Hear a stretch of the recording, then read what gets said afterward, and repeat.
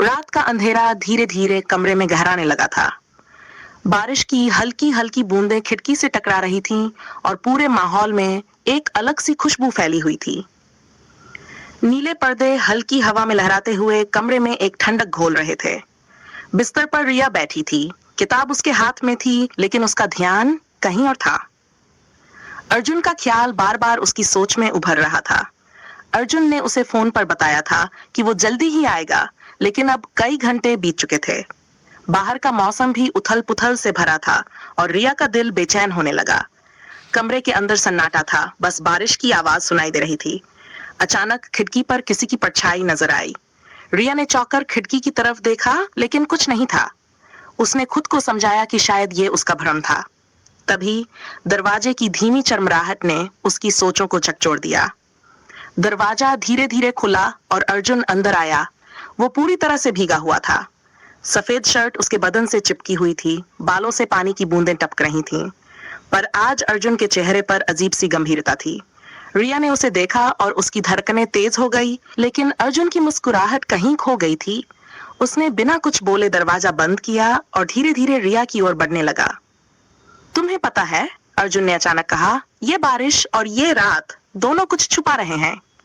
रिया ने हिचकिचाते हुए पूछा, क्या हुआ अर्जुन, तुम ठीक तो हो ना? उसकी आंखों में हल्का सा डर उभरने लगा था। अर्जुन बिना कुछ कहे उसकी ओर बढ़ा और उसकी आंखों में गहरी नजर से देखने लगा। तुम्हें नहीं लगता कि ये रात कुछ अलग है रिया? अर्जुन की आवाज में एक रहस्यमयी लहजा था। उसने रिया का हाथ पकड़कर धीरे से खींचा और कहा, तुम्हारे बिना ये रात अधूरी है, लेकिन आज मुझे कुछ कहना है। रिया के दिल की धड़कन और तेज हो गई। क्या कहना चाहते हो? उसने धीरे से पूछा, लेकिन अब उसकी आंखों में बेचैनी साफ छलक रही थी। अर्जुन ने उसकी आंखों में देखते हुए धीरे से कहा, जो तुम सोच भी नहीं सकती। उसने अपनी भीगी हुई शर्ट उतारी और बिस्तर पर बैठ गया, पर उसकी आंखें अब भी रिया पर टिकी थीं, जैसे कुछ छिपा रहा हो। रिया ने खुद को संभालते हुए कहा, क्यों अर्जुन, क्या बात है? वो उसके पास आई, लेकिन अब उसकी सांसें असहज हो रही थीं। अर्जुन का बर्ताव बदला हुआ था। उसने धीरे से अर्जुन के बालों को छूते हुए कहा, क्या हो गया है तुम्हें? अर्जुन ने अचानक उसका हाथ पकड़ लिया। उसकी उंगलियां रिया की पीठ पर चलने लगीं। तुम्हें सच में पता नहीं है रिया, ये रात और भी रहस्यमयी है जितना तुम सोच रही हो। रिया को अब डर महसूस होने लगा था। बारिश की बूंदें अब जोर से खिड़की पर गिरने लगीं। तभी अर्जुन ने एक गहरी सांस ली और उसकी आंखों में देखा। तुम्हें आज सब कुछ पता चलेगा, लेकिन अभी नहीं। कमरे का माहौल अब और भी ठंडा हो गया था, जैसे कोई अनजान ताकत वहां मौजूद हो।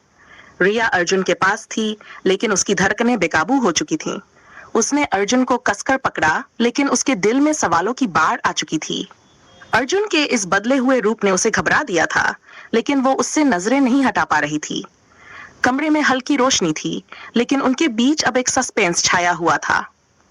अर्जुन ने रिया के कान में फुसफुसाते हुए कहा, रात लंबी है और ये बस शुरुआत है।